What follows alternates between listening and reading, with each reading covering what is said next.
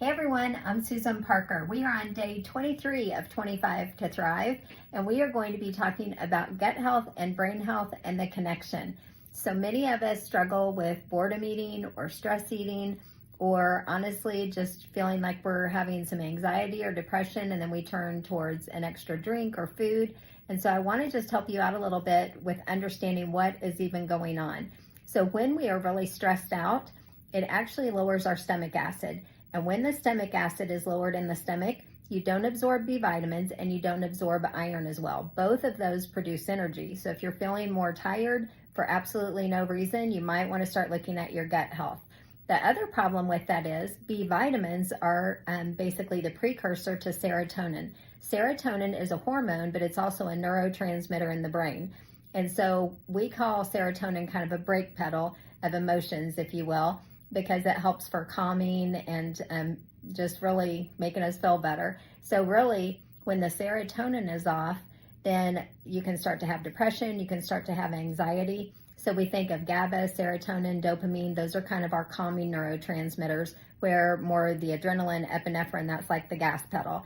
So again, B vitamins help produce the serotonin. They're a precursor to it. So if you're not getting the B vitamins, serotonin can get off. And we need to talk more about this because when the serotonin gets off and you have anxiety or depression, so many people don't want to talk about that. They feel very alone. They feel ashamed, like they should be able to handle it. For Christians, they start to think, oh, I don't have enough faith. And that's buhaki. So what's happening is the neurotransmitters are just out of balance. We don't look at people and say, oh, your blood sugar's out of balance, there's something wrong with you. We don't look at people and say your cholesterol numbers or your blood pressure's out of balance, there's something wrong with you. So we need to quit really judging people and saying because someone suffers or struggles with anxiety or depression, all it means is that their neurotransmitters are out of balance. It doesn't mean there's something wrong with you other than you're a little out of balance and we need to bring them back in balance. So that's the first thing. We need to be talking about it more and we need to understand it. Second, serotonin helps produce melatonin. So it's the precursor to melatonin. Melatonin, as many of you know, helps you sleep.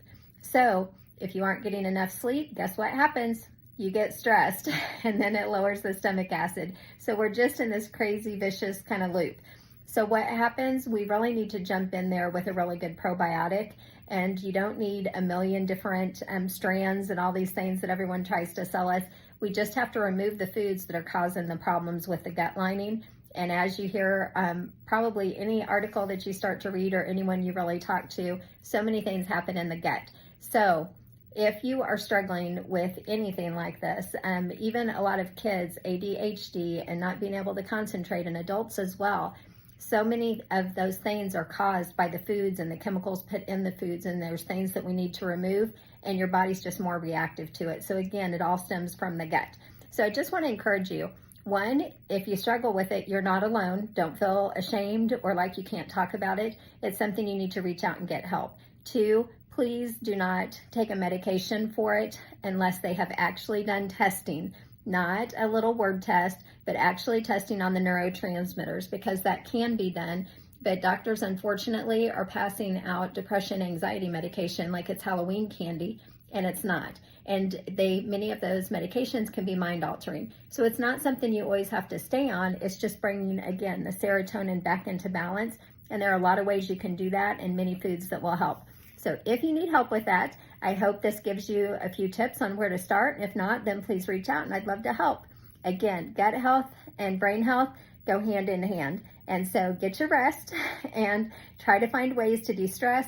We've talked about that in previous weeks, but if you need help with that, then I'm here too. Have a great night.